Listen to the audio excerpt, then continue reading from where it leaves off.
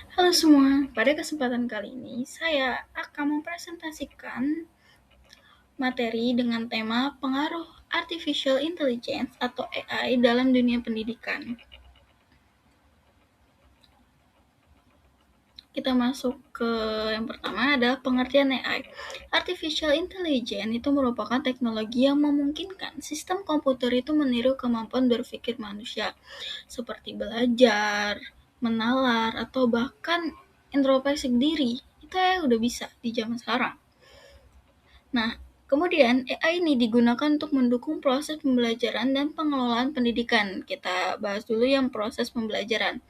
Jadi AI ini dia bisa merangkum materi atau AI ini alat bantu mahasiswa atau juga siswa-siswi itu dalam belajar. Jadi kayak misalnya ada materi yang susah, itu mereka bisa bertanya atau bahkan mereka yang ingin tahu gitu tentang suatu hal, mereka tuh bisa bertanya ke AI gitu.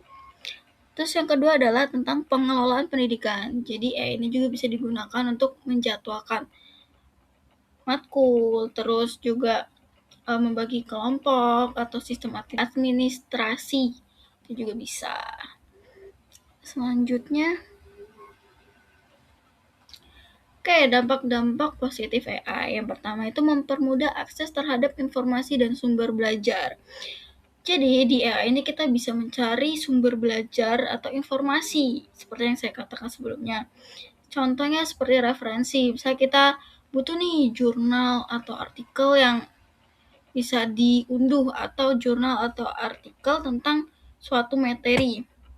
Tetapi mungkin jurnal atau artikel ini adanya dalam bentuk bahasa Inggris. Itu dengan AI kita bisa menerjemahkannya. Jadi mudah lah. Kemudian meningkatkan efektivitas proses pembelajaran. Contohnya kan setiap siswa atau mahasiswa ini juga kan mempunyai jadwal belajar yang berbeda-beda. Jadi dengan AI ini kita itu dapat meningkatkan efektivitas. Misalnya nggak perlu tuh kita sebagai mahasiswa atau siswa itu nunggu pagi buat nanya dosen tentang materi ini atau ada yang nggak jelas. Itu kita bisa langsung bertanya ke AI. Kemudian membantu guru dalam penyusunan materi dan evaluasi. Membantu guru dalam penyusunan materi seperti yang saya katakan sebelumnya juga, yaitu membantu misalnya ada materi, nah guru itu mau buat nih poin-poin per PPT-nya itu bisa dengan bantuan AI. Terus evaluasi, nah ya juga tuh bisa ngebantu evaluasi per mahasiswa atau siswanya. Jadi guru tinggal memasukkan soal nilai atau hasil belajarnya, terus AI akan bisa membantu mengevaluasi apakah ini ada peningkatan atau tidak. Kemudian mendukung pembelajaran lebih fleksibel. Nah, pembelajaran lebih fleksibel tuh tidak melulu kita tuh menerima dari dosen gitu atau guru, tapi kita tuh bisa lebih mengeksplor materi itu dengan bantuan AI gitu. Selanjutnya, nah kalau tadi ada dampak positifnya, AI ini juga menimbulkan dampak negatif yang lumayan terasa ya di sekarang. Yang pertama itu adalah menimbulkan ketergantungan terhadap teknologi ini. Jadi kayak membuat manusia atau mahasiswa itu tuh buat males mikir karena sangat ketergantungan. Kalau misalnya nggak tahu ada materi atau tugas, serahin ke AI aja, terus langsung jawab, kita tinggal salin. Itu ketergantungan. Jadi kayak udah hidupnya tuh apa-apa AI gitu.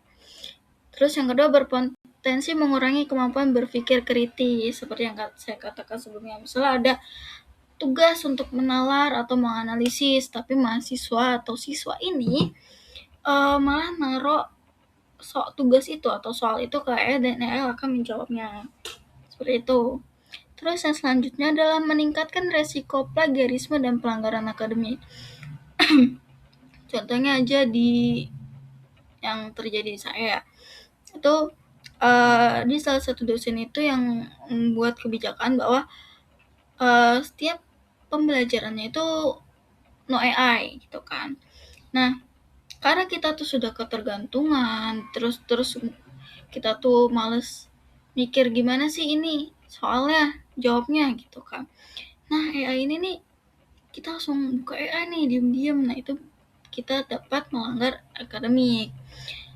Atau juga meningkatkan resiko plagiarisme, jadi kita tuh asal copy paste apa yang ada di AI langsung tanpa kita olah kembali, tanpa kita pelajarin kembali.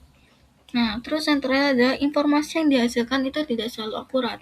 Jadi AI ini akan memberikan informasi berupa histori, bukan fakta. Gitu. Jadi, misal sudah ada yang nyari, gitu kan. Nah, ketika kita nyari pertanyaan yang sama, maka AI itu dengan bahasa yang sangat meyakinkan, AI itu akan memberikan jawaban itu. Makanya informasi yang dihasilkan itu tidak selalu akurat. Selanjutnya, kalau kita udah masuk kesimpulan. Jadi, AI ini memberikan kontribusi positif dalam meningkatkan kualitas pendidikan.